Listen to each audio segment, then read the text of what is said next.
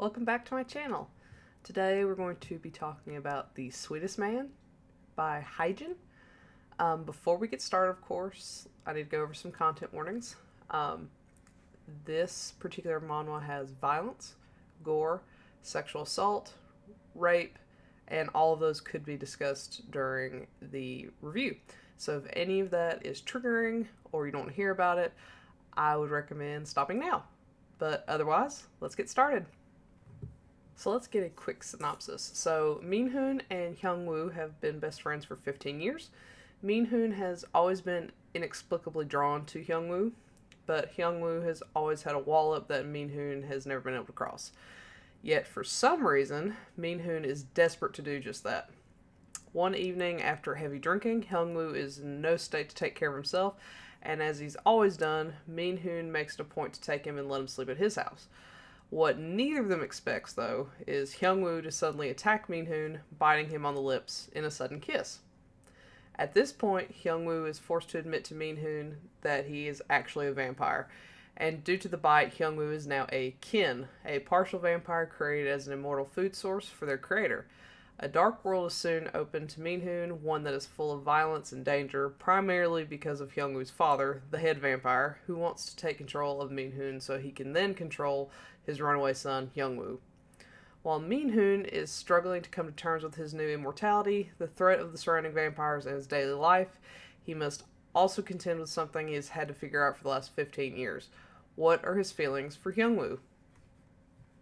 I love this story so much.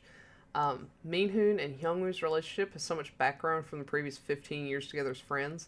It gives their budding romance so much weight that it's impossible not to root for them.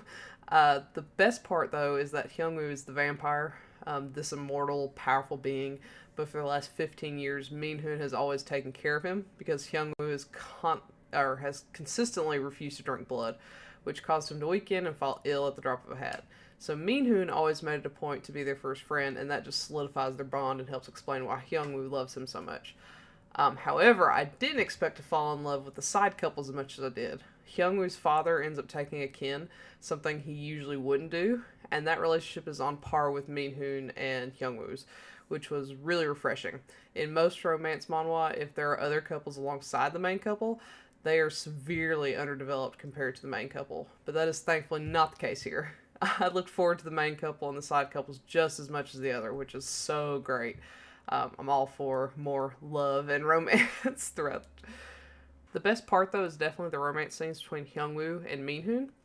They're super sexy individually, but when they come together, it's pure magic. Some of the best drawn scenes are the romance scenes, and in my opinion, this is worth reading just for that. They have a lovely relationship, and there are moments where Hyungwoo is extremely dominating, but then there are instances where he will cuddle and be gentle with Minhoon, so there's a nice balance for those who really like the dominating type, but who also enjoy sweeter, more caring moments. But while the art is the best during the romance scenes, it's really painful in other sections. There are times when the style is just plain ugly. I can't tell you how many times there was a close-up of a character's face, and their eyes are going completely different directions, like a chameleon's. It's rough, especially when you have some stunning sections. The beauty just makes the ugly look that much worse, but the romance is enough for that to not be a problem for me, even as someone who's super picky about artwork typically. However, one of the more disappointing parts is the story itself.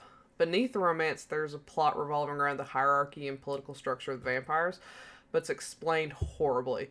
For example, Minhoon wants to take over management of the kin, but it's not really clear what it means to manage them, how they do that, or anything like that. So they often mention these different tasks and structures with little to no context. So it feels like unnecessary fluff. I would have rather the story be more focused on the romance rather than taking on something so grand and then not following through. But that's just my opinion. At the end of the day, I really, really did love this. This couple might be one of my favorite romantic couples that I've read thus far. And I find myself coming back to look at different parts of this manhwa over and over and over again just because of how sweet it is. If you can get past some of the weak art, then I think this is definitely a must-read, especially if you've not delved into BL manhwa before. Have you read The Sweetest Man? If so, what do you think? Did you agree with my assessment? Did you not? Let me know and comment below. Otherwise, thank you so much for checking out my channel again, and I'll see you next time. Bye!